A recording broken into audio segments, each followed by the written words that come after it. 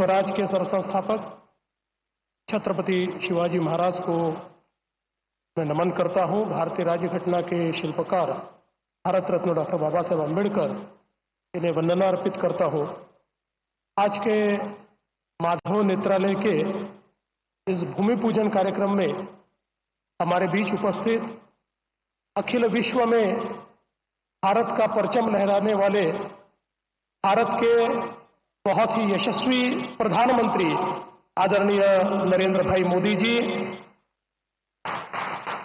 हम सभी के प्रेरणा स्रोत परम पूजनीय सरसंघ चालक डॉक्टर मोहन जी भागवत, हम सभी के आदरणीय भारत सरकार के मंत्री श्री नितिन जी गडकरी, मंच पर उपस्थित आशीर्वाद स्वरूप स्वामी गोविंद देव गिरी जी महाराज, आचार्य महर्षि वेद व्यास प्रतिष्ठान, स्वामी अवधेशानंद गिरी जी महाराज, पीठाधीश्वर जूना अखाड़ा, डॉक्टर अविनाश जी अग्निहोत्री, उपस्थित सभी महानुभाव, बहनों और भाइयों, सबसे पहले आप सभी को वर्ष प्रतिपदा की, नूतन वर्ष की मैं बहुत बहुत शुभकामनाएं देता हूं। और साथ साथ आज आद्य सरसंघ चालक परम पूजनीय डॉक्टर हेडगेवार जी, इनकी जयंती के निमित्त से उन्हें भी शत शत नमन करता हूं। हम सभी के लिए ये बहुत ही हर्ष की बात है कि माधव नेत्रालय का आज भूमि पूजन हो रहा है। पिछले कई वर्षों से माधव नेत्र पीढ़ी कार्य कर रही है और कई लोगों के जीवन में प्रकाश लाने का काम इस माधव नेत्र पीढ़ी के माध्यम से लगातार किया गया है। हम सभी लोग जानते हैं कि दृष्टि ये ईश्वर ने दी हुई सबसे बड़ी सौगात है और दृष्टिहीनों को दृष्टि देना, इससे और बड़ी कोई भी सेवा नहीं हो सकती। और हमारे स्वयंसेवकों ने पिछले 30 वर्षों से निरंतर ये सेवा जारी रखी है और इसमें लगातार इजाफा भी हो रहा है। जैसा हम जानते हैं कि आज देश के अंदर बहुत बड़े पैमाने पर नेत्र सेवा में कार्य की आवश्यकता है और विशेष रूप से अब जब बहुत बड़े पैमाने पर नेत्रदान होने लगा है, लोग केवल संकल्प नहीं लेते तो अपना नेत्रदान भी करते हैं। ऐसे समय ये बहुत आवश्यक है कि इस प्रकार की संस्थाएं हमारे देश में और प्रदेश में खड़ी हो। और मैं ऐसा मानता हूं कि माधव नेत्रालय ये केवल नागपुर, विदर्भ या महाराष्ट्र के लिए नहीं, तो पूरे मध्य भारत के लिए एक बहुत महत्वपूर्ण संस्था होने वाली है, जिसके कारण कई लोगों को दृष्टि दोष से मुक्ति मिलेगी, कई लोगों को दृष्टि मिलेगी, कई लोगों को ये जो भगवान ने दिया हुआ आशीर्वाद है ये प्राप्त हो पाएगा। मैं इसीलिए माधव नेत्रालय के सभी संचालकों को बहुत बहुत शुभकामनाएं देता हूं। ये ईश्वर का कार्य आपने हाथ में लिया है, इसलिए इसको निश्चित रूप से पूरा करते हुए सेवा का ये कार्य अविरत चलता रहेगा, ऐसी शुभकामनाएं देता हूं। और इस अच्छे कार्य में मुझे भी आपने सम्मिलित किया, इसलिए आपका बहुत बहुत आभार व्यक्त करता हूं। फिर एक बार हम सभी की ओर से हमारे भारत सरकार के प्रधानमंत्री और अखिल विश्व में जो सर्वाधिक लोकप्रिय नेता है, ऐसे हमारे नरेंद्र भाई मोदी जी का आप सभी की ओर से बहुत बहुत स्वागत करता हूं, अभिनंदन करता हूं और अपने शब्दों को विराम देता हूं। धन्यवाद। जय हिंद, जय महाराष्ट्र।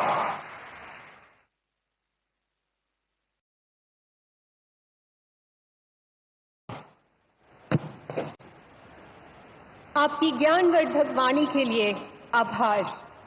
मैं आदरणीय प्रधानमंत्री जी से विनम्र अनुरोध करती हूं कि कृपया शिलापट का अनावरण कर इस महायोजना का शुभ शिलान्यास संपन्न करें। इसी के साथ माधव नेत्रालय की रील प्रस्तुत की जाएगी, जो हमारी यात्रा और उपलब्धियों की झलक है।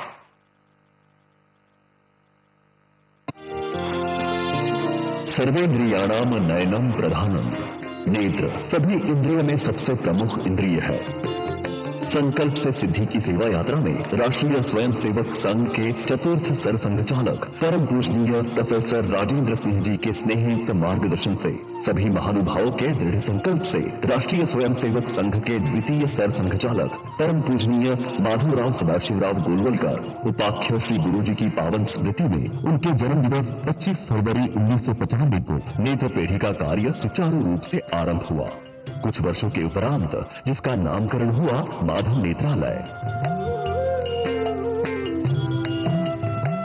18 मार्च 2018 गुड़ी पाड़वा के शुभ मुहूर्त पर माधव नेत्रालय सिटी सेंटर का विधिवत लोकार्पण राष्ट्रीय स्वयंसेवक संघ के परम पूजनीय सरसंघचालक डॉक्टर मोहन भागवत जी के शुभ कर कमलों द्वारा किया गया। आज यहाँ पर 4 आउट पेशेंट डिपार्टमेंट अर्थात ओपीडी तथा 4 मॉड्यूलर ऑपरेशन थिएटर अर्थात ओटी अंतर्राष्ट्रीय सभी उच्च मानकों को ध्यान में रखकर बनाए गए हैं, जिसमें फेम्टोलेसिक ओटी भी शामिल है।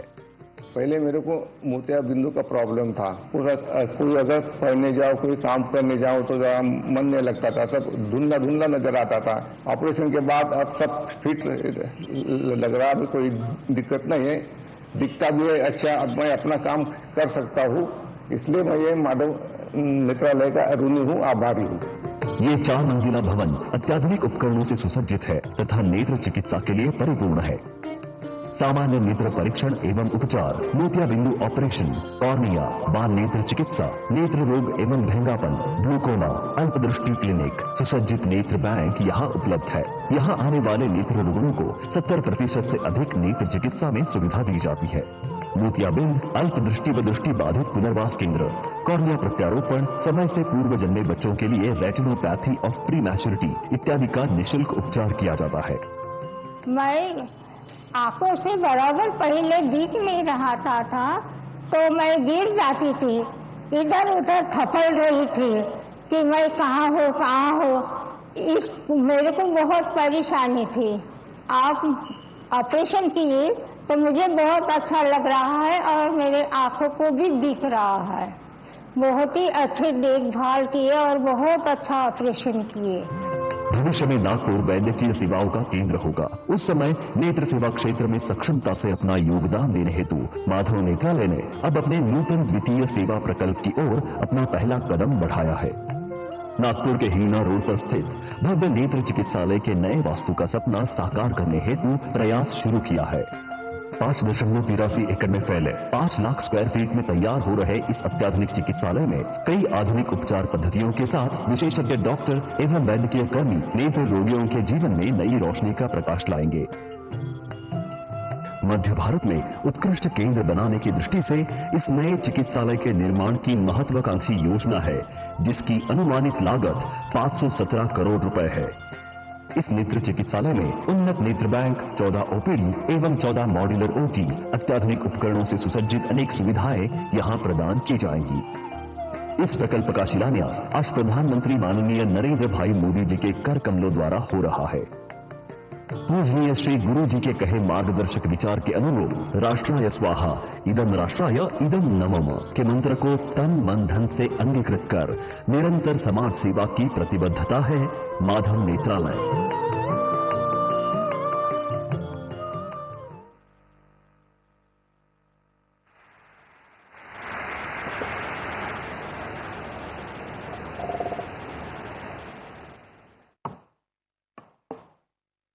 अब मैं श्रद्धेय डॉक्टर मोहन जी भागवत से आशीर्वचन हेतु विनम्र आग्रह करती हूँ।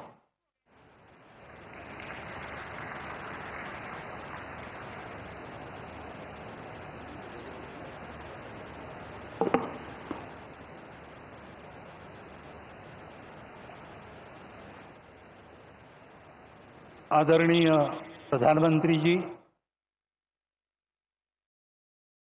पूज्य स्वामी अवधेशानंद जी महाराज, पूज्य स्वामी गोविंद गिरी जी महाराज, आदरणीय मुख्यमंत्री श्रीमान देवेंद्र जी, केंद्रीय मंत्री श्रीमान नितिन जी, माधव नेत्रालय के मंचस्थ कार्यकर्ता वृंद, उपस्थित सज्जन, माता भगिनी,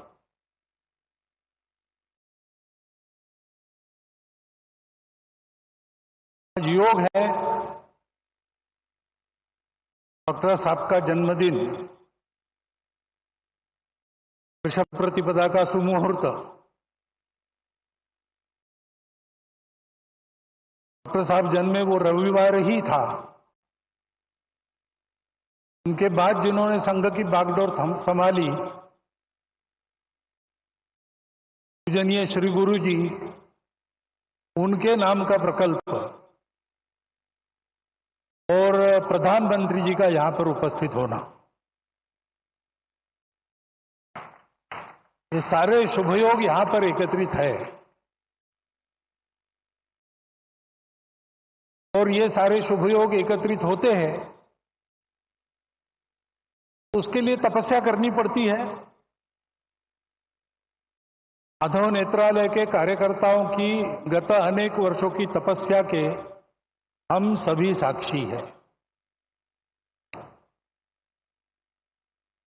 तपस्या से पुण्य अर्जित होता है, पुण्य से फल मिलता है,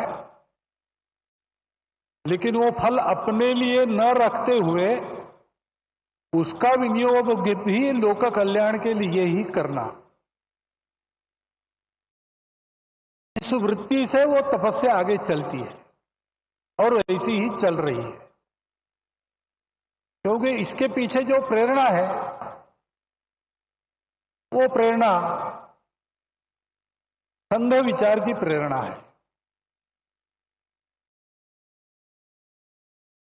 संघ विचार की प्रेरणा यानी वो प्रेरणा स्वार्थ की प्रेरणा तो नहीं ही है, भय या प्रतिक्रिया की भी प्रेरणा नहीं है, तो कोई मजबूरी है। शुद्ध सात्विक प्रेम, यही वह प्रेरणा है।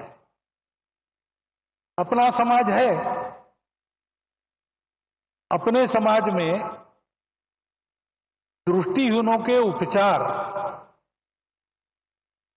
सबके पास जाए, सबको मिले, ये एक समस्या बनी रहे, ये समाज को शोभा नहीं देता।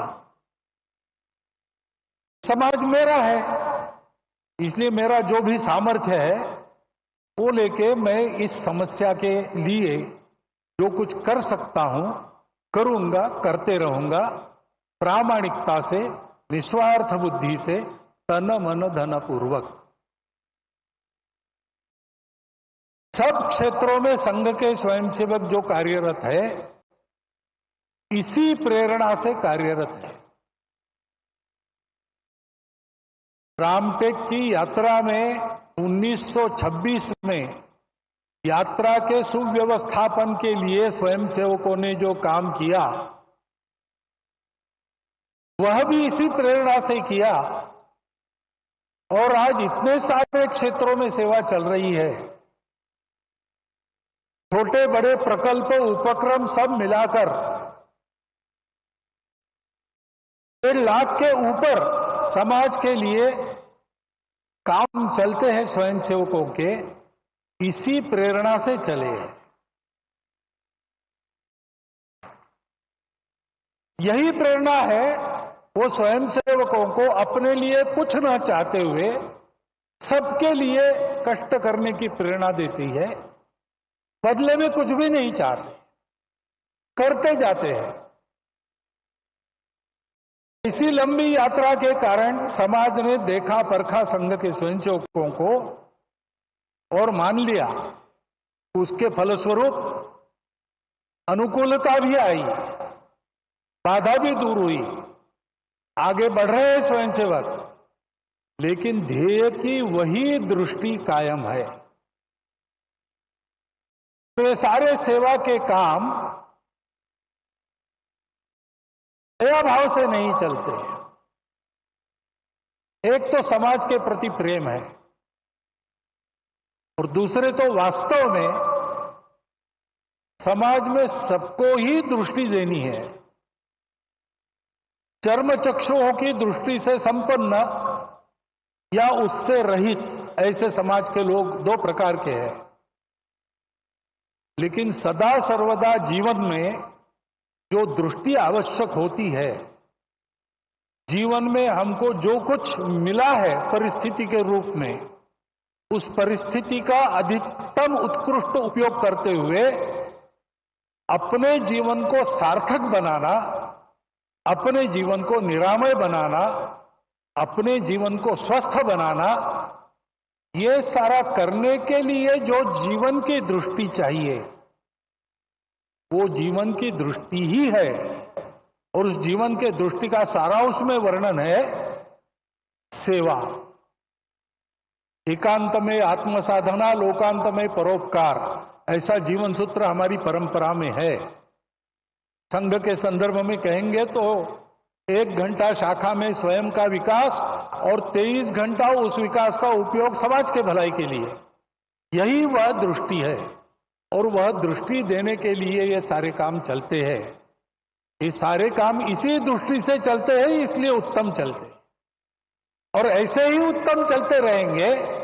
अनुकूलता पाने के बाद भी, साधन संपन्नता होने के बाद भी करने वालों का भाव यही रहेगा, तब उस साधनों का उपयोग भी अच्छी तरह होकर समाज लाभान्वित होगा। केवल लाभान्वित नहीं होगा, समाज विश्व को लाभान्वित करने के लिए योग्य बनेगा और विश्व के जीवन में अपनी भूमिका को ठीक से अदा करेगा। इन सारे सेवा कार्यों से यही हो, इस इच्छा से स्वयंसेवक काम कर रहे। उसमें से एक यह माधव नेत्रालय का काम है। आज वर्ष प्रतिभागिता के दिन उनको सब प्रकार की शुभेच्छा मैं देता हूं, आपको भी देता हूं। और आपके और माननीय प्रधानमंत्री जी के बीच ज्यादा खड़ा न रहते हुए, क्योंकि उनको सुनने की आज मुझे भी उत्सुकता है, मैं मेरे शब्द को विराम देता हूं।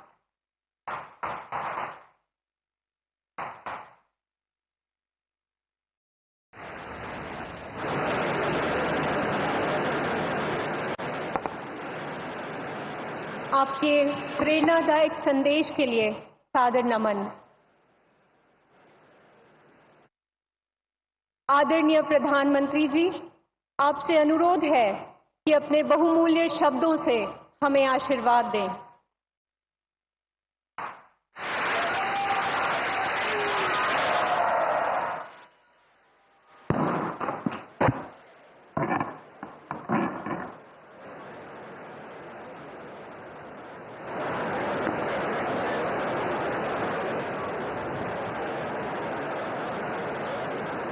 भारत माता की, भारत माता की, भारत माता की। गुढीपाडव्याच्या आणि नवीन वर्षाच्या आपल्या सर्वांना अतिशय मनपूर्वक शुभेच्छा।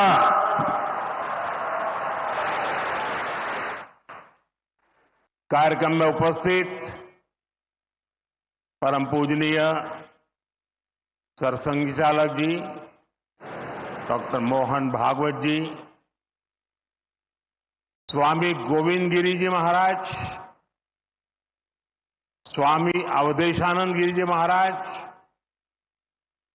महाराष्ट्र के लोकप्रिय मुख्यमंत्री देवेंद्र फडणवीस जी,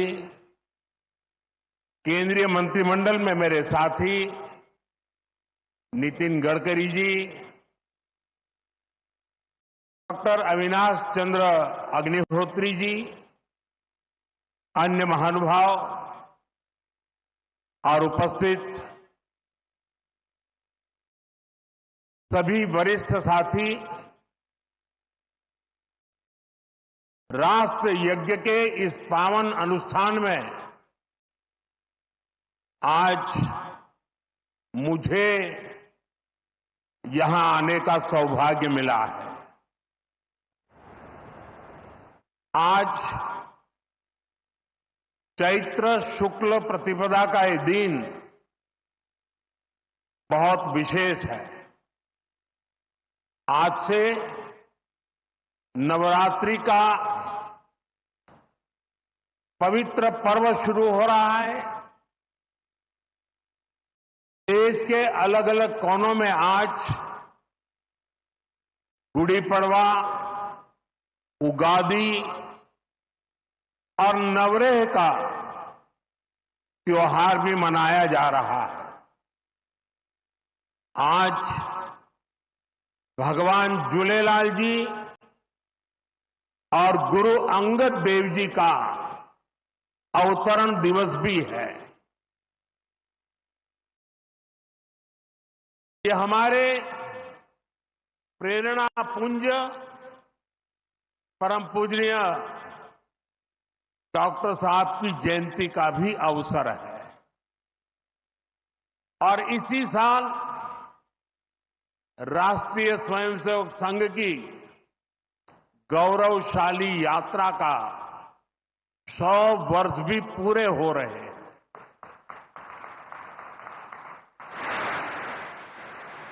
आज इस अवसर पर मुझे स्मृति मंदिर जाकर पूज्य डॉक्टर साहब और पूज्य गुरुजी को श्रद्धांजलि अर्पित करने का सौभाग्य मिला। साथियों, इसी कालखंड में हमने हमारे संविधान के 75 वर्ष का उत्सव भी मनाया है। अगले ही महीने संविधान निर्माता बाबा साहब आंबेडकर जी की जयंती भी है। आज मैंने दीक्षा भूमि पर बाबा साहब को नमन किया है, उनका आशीर्वाद लिया है। मैं इन विभूतियों को नमन करते हुए देशवासियों को नवरात्रि और सभी पर्वों की बहुत बहुत बधाई देता हूं। साथियों, संघ सेवा के इस पवित्र तीर्थ नागपुर में आज हम एक पुण्य संकल्प के विस्तार के साक्षी बन रहे हैं। अभी हमने माधव नेत्रालय के कुल गीत में सुना, अध्यात्म ज्ञान गौरव गुरुता का ये अद्भुत विद्यालय, मानवता रत यह सेवा मंदिर, कण कण में देवालय। माधव नेत्रालय एक ऐसा संस्थान है जो अनेक दशकों से पूज्य गुरुजी के आदर्शों पर लाखों लोगों की सेवा कर रहा है।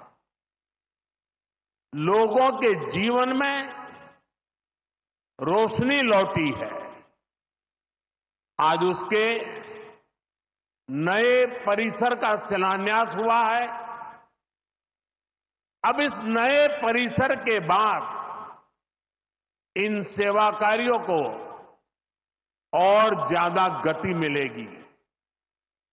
इससे हजारों नए लोगों के जीवन में प्रकाश फैलेगा, उनके जीवन का अंधकार भी दूर होगा। इस सेवा कार्य के लिए माधव नेत्रालय से जुड़े सभी लोगों को उनकी कार्य की, उनके सेवा भाव की सराहना करता हूं और मेरी तरफ से अनेक अनेक शुभकामनाएं देता हूं। साथियों, लाल किले से मैंने सबके प्रयास की बात कही थी। आज स्वास्थ्य के क्षेत्र में देश जिस तरह काम कर रहा है, माधव नेत्रालय उन प्रयासों को बढ़ा रहा है। देश के सभी नागरिकों को बेहतर स्वास्थ्य सुविधाएं मिले, यह हमारी प्राथमिकता है। देश में गरीब से गरीब को भी अच्छे से अच्छा इलाज मिले, कोई भी देशवासी जीवन जीने की गरिमा से वंचित न रहे। अपना जीवन देश के लिए दे चुके बुजुर्गों को इलाज की चिंता उनको सताती न रहे, उस परिस्थिति में उनको जीना न पड़े। और ये सरकार की नीति है। और इसलिए आयुष्मान भारत के कारण आज करोड़ों लोगों को मुफ्त इलाज की सुविधा मिल रही है। हजारों जन औषधि केंद्र देश के गरीबों को,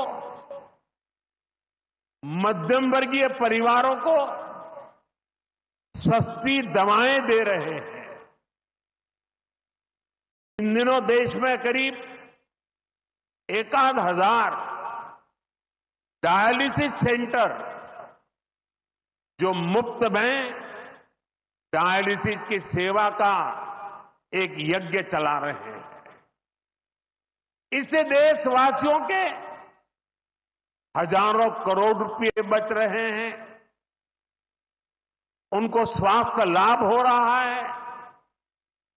बीते 10 साल में गांवों में लाखों आयुष्मान आरोग्य मंदिर बने हैं, जहां से लोगों को देश के सर्वश्रेष्ठ डॉक्टरों से टेली मेडिसिन से कंसल्टेशन मिलता है, प्राथमिक इलाज मिलता है और आगे के लिए सहायता होती है। उन्हें रोगों की जांच के लिए सैकड़ों किलोमीटर दूर नहीं जाना पड़ रहा। साथियों, हमने न सिर्फ मेडिकल कॉलेजों की संख्या में 2 गुना वृद्धि की है, लेकिन हमने देश में ऑपरेशनल एम्स की संख्या भी 3 गुना बढ़ाई है। देश में मेडिकल सीट्स भी 2 गुनी हुई है। प्रयास यही है कि आने वाले समय में लोगों की सेवा के लिए ज्यादा से ज्यादा डॉक्टर्स और अच्छे डॉक्टर्स उपलब्ध हो। एक बहुत बड़ा साहसिक निर्णय हमने किया। आजादी के बाद पहली बार हुआ। इस देश का गरीब का बच्चा भी डॉक्टर बन सके, उसके सपने पूरे हो सके, इसलिए विद्यार्थियों को अपनी मातृभाषा में डॉक्टर बनने की सुविधा हमने उपलब्ध कराई। आधुनिक चिकित्सा विज्ञान से जुड़े इन प्रयासों के साथ ही देश अपने पारंपरिक ज्ञान को भी आगे बढ़ा रहा है। हमारे योग और आयुर्वेद, इन्हें भी आज पूरे विश्व में नई पहचान मिली है। भारत का सम्मान बढ़ रहा है।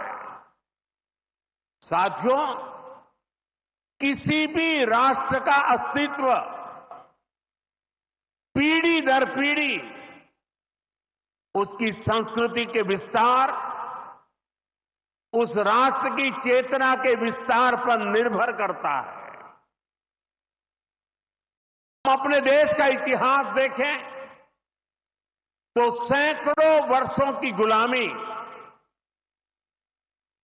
इतने आक्रमण, भारत की सामाजिक संरचना को मिटाने की इतनी क्रूर कोशिशें, लेकिन भारत की चेतना कभी समाप्त नहीं हुई। उसकी लौ जलती रही। ये कैसे हुआ? क्योंकि कठिन से कठिन दौर में भी भारत में इस चेतना को जागरूक रखने वाले नए नए सामाजिक आंदोलन होते रहे। भक्ति आंदोलन उसका ये उदाहरण जिससे हम सब भली भांति परिचित हैं। मध्यकाल के उस कठिन कालखंड में हमारे संतों ने भक्ति के विचारों से हमारी राष्ट्रीय चेतना को नई ऊर्जा दी। गुरु नानक देव, कबीरदास, तुलसीदास, सूरदास, हमारे यहां महाराष्ट्र में संत तुकाराम, संत एकनाथ, संत नामदेव, संत ज्ञानेश्वर, ऐसे कितने ही संतों ने हमारी इस राष्ट्रीय चेतना में अपने मौलिक विचारों से प्राण फूंके। इन आंदोलनों ने भेदभाव के फंदों को तोड़कर समाज को एकता के सूत्र में जोड़ा। इसी तरह स्वामी विवेकानंद जैसे महान संत भी हुए। उन्होंने निराशा में डूब रहे समाज को झकझोरा, उसे उसके स्वरूप की याद दिलाई, उसमें आत्मविश्वास का संचार किया और हमारी राष्ट्रीय चेतना को बुझने नहीं दिया। गुलामी के आखिरी दशकों में डॉक्टर साहब और गुरुजी जैसे महान व्यक्तित्वों ने इसे नई ऊर्जा देने का काम किया। आज हम देखते हैं राष्ट्रीय चेतना के संरक्षण और संवर्धन के लिए जो विचार बीज 100 साल पहले बोला गया, वो महान वटवृक्ष के रूप में आज दुनिया के सामने है। सिद्धांत और आदर्श इस वटवृक्ष को ऊंचाई देते हैं। लाखों करोड़ों स्वयंसेवक इसकी टहनी, ये कोई साधारण वटवृक्ष नहीं, राष्ट्रीय स्वयंसेवक संघ भारत की अमर संस्कृति का आधुनिक अक्षय वट है। ये अक्षय वट आज भारतीय संस्कृति को, हमारे राष्ट्र की चेतना को निरंतर ऊर्जावान बना रहा है। साथियों, आज जब हम माधव नेत्रालय के नए परिसर का काम शुरू कर रहे हैं, तो दृष्टि की बात स्वाभाविक है। हमारे जीवन में दृष्टि ही हमें दिशा देती है। इसलिए वेदों में भी कामना की गई है, पश्चिम शरदः शतम, अर्थात हम 100 वर्ष तक देखें। ये दृष्टि आंखों की यानी बाह्य दृष्टि भी होनी चाहिए और अंतः दृष्टि भी होनी चाहिए। जब अंतः दृष्टि की बात करते हैं तो विदर्भ के महान संत श्री गुलाबराव महाराज जी का स्मरण भी होना स्वाभाविक है। उन्हें प्रज्ञाचक्षु कहा जाता था। बहुत कम आयु में ही उनको आंखों से दिखाई देना बंद हो गया, लेकिन फिर भी उन्होंने अनेकों पुस्तकें लिखी थी। और अब कोई भी पूछ सकता है कि जब आंखों से दिखाई नहीं देता है तो उसके बावजूद भी कोई इतने ग्रंथ कैसे लिख सकता था? इसका उत्तर यह है कि उनके पास भले ही नेत्र नहीं थे, लेकिन दृष्टि थी। ये दृष्टि बोध से आती है, विवेक से प्रकट होती है। ये दृष्टि व्यक्ति के साथ ही समाज की को भी बहुत शक्ति देती है। हमारा राष्ट्रीय स्वयंसेवक संघ भी एक ऐसा संस्कार यज्ञ है जो अंतर्दृष्टि और बाह्य दृष्टि दोनों के लिए काम कर रहा है। बाह्य दृष्टि के रूप में हम माधव नेत्रालय को देखते हैं और अंतर्दृष्टि ने संघ को सेवा का पर्याय बना दिया है। साथियों, हमारे यहां कहा गया है, परोपकाराय फलंति वृक्षाः, परोपकाराय वहन्ति नद्यः, परोपकाराय दुहन्ति गावः, परोपकारार्थमिदं शरीरम। हमारा शरीर परोपकार के लिए ही है, सेवा के लिए ही है। और जब ये सेवा संस्कारों में आ जाती है तो सेवा ही साधना बन जाती है। यही साधना तो हर एक स्वयंसेवक के जीवन की प्राणवायु होती है। ये सेवा संस्कार, ये साधना, ये प्राणवायु पीढ़ी दर पीढ़ी हर स्वयंसेवक को तप तपस्या के लिए प्रेरित कर रही है। ये सेवा साधना हर स्वयंसेवक को निरंतर गतिमान रखती है, उसे कभी थकने नहीं देती, कभी रुकने नहीं देती। पूज्य गुरुजी अक्सर कहा करते थे, जीवन की अवधि का नहीं, उसके उपयोगिता का महत्व होता है। हम देव से देश और राम से राष्ट्र के जीवन मंत्र लेकर के चले हैं, अपना कर्तव्य निभाते चलते हैं।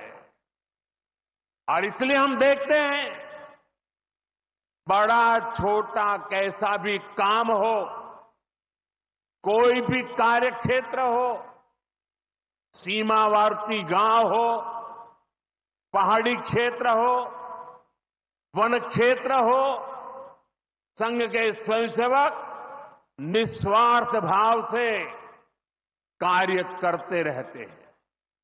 कहीं कोई वनवासी कल्याण आश्रम के कामों को उसको अपना ध्येय बना करके जुटा हुआ है, कहीं कोई एकल विद्यालय के माध्यम से आदिवासी बच्चों को पढ़ा रहा है, कहीं कोई सांस्कृतिक जागरण के मिशन में लगा हुआ है, कहीं कोई सेवा भारती से जुड़कर गरीबों वंचितों की सेवा कर रहा है।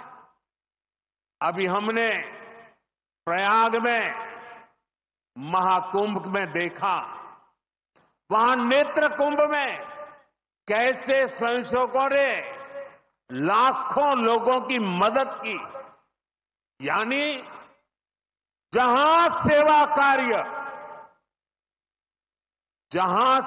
कार्य वहां स्वयंसेवक।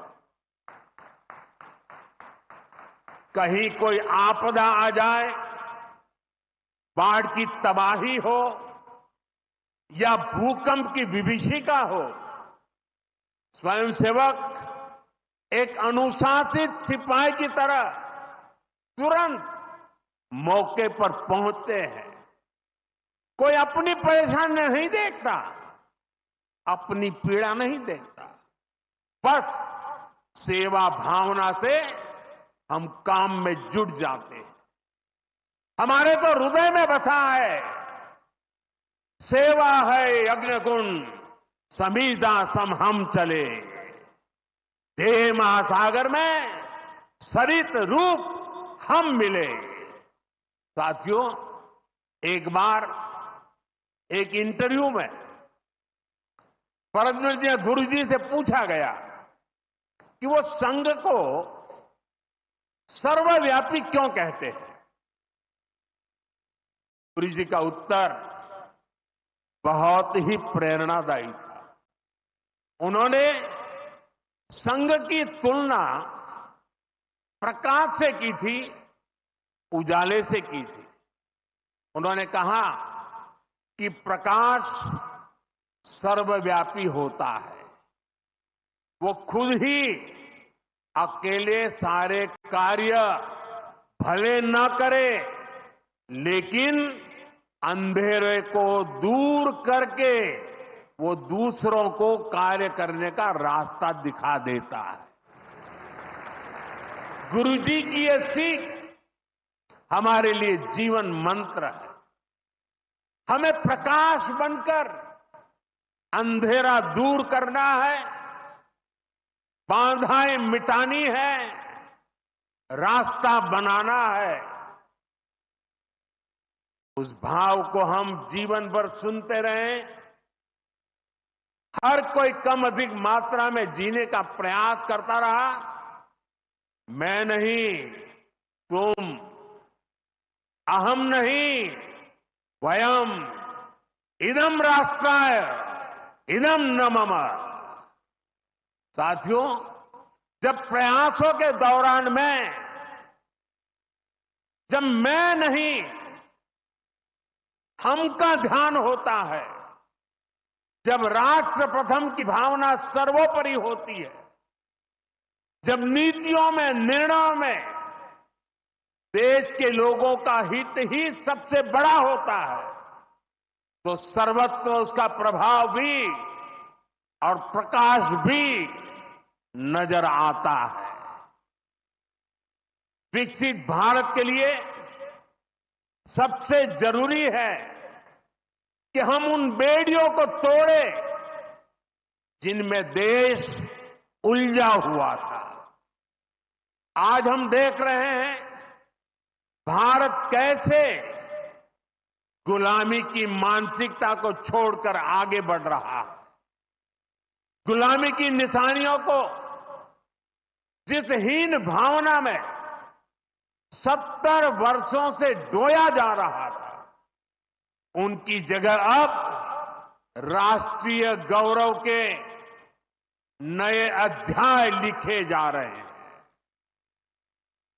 वो अंग्रेजी कानून जिन्हें भारत के लोगों को नीचा दिखाने के लिए बनाया गया था, देश ने उन्हें बदल दिया है। गुलामी की सोच से बनी दंड संहिता की जगह अब भारतीय न्याय संहिता लागू हुई है।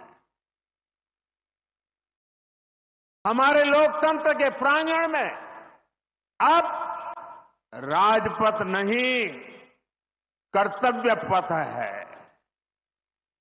हमारी नौसेना के ध्वज में भी गुलामी का चिन्ह छपा हुआ था, उसकी जगह अब नौसेना के ध्वज पर छत्रपति शिवाजी महाराज का प्रतीक लहरा रहा है। अंडमान के द्वीप जहां वीर सावरकर ने राष्ट्र के लिए यातनाएं सही, जहां नेताजी सुभाष बाबू ने आजादी का बिगुल फूंका, उन द्वीपों के नाम भी अब आजादी के नायकों की याद में रखे गए हैं। साथियों, वसुधैव कुटुंबकम का हमारा मंत्र आज विश्व के कोने कोने में पहुंच रहा है और दुनिया इसे हमारे कार्यों में भी देख रही है, महसूस कर रही है। जब कोविड जैसी महामारी आती है तो भारत विश्व को परिवार मानकर वैक्सीन उपलब्ध करवाता है। दुनिया में कहीं भी प्राकृतिक आपदा हो, भारत पूरे मनोयोग से सेवा के लिए खड़ा होता है। अभी आपने कल ही देखा है, म्यांमार में इतना बड़ा भूकंप आया है। भारत ऑपरेशन ब्रह्मा के तहत वहां के लोगों की मदद के लिए सबसे पहले पहुंच गया है। जब तुर्की में भूकंप आया, जब नेपाल में भूकंप आया, जब मालदीव्स में पानी का संकट आया, भारत ने मदद करने में घड़ी भर की भी देर नहीं की। युद्ध जैसे हालातों में हम दूसरे देशों से नागरिकों को भी सुरक्षित निकाल करके लाते हैं।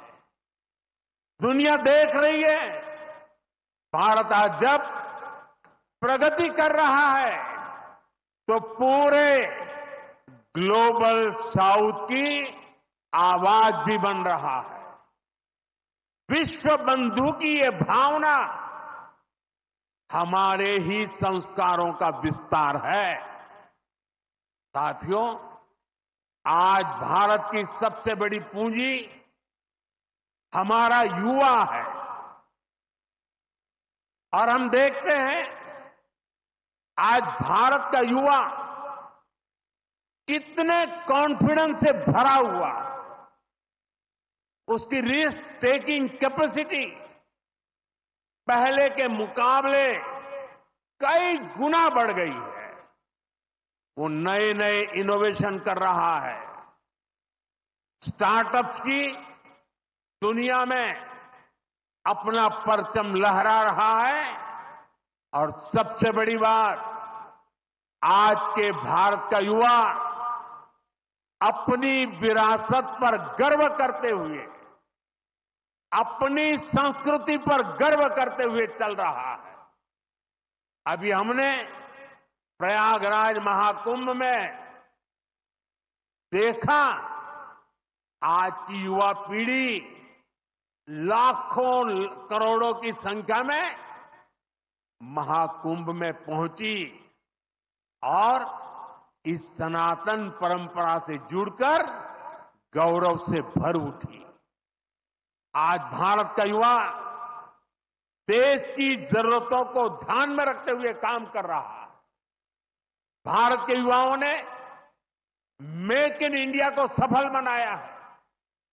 भारत का युवा लोकल के लिए वोकल हुआ है, एक जज्बा बना है।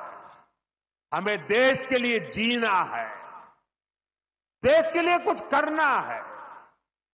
खेल के मैदान से लेकर अंतरिक्ष की ऊंचाई तक राष्ट्र निर्माण की भावना से ओतप्रोत हमारे युवा आगे बढ़ रहे हैं, आगे चलते ही जा रहे हैं।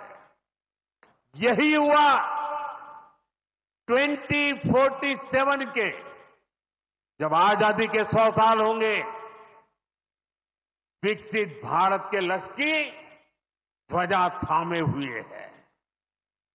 और मुझे विश्वास है, संगठन, समर्पण और सेवा की ये त्रिवेणी विकसित भारत की यात्रा को निरंतर ऊर्जा देती रहेगी, दिशा देती रहेगी।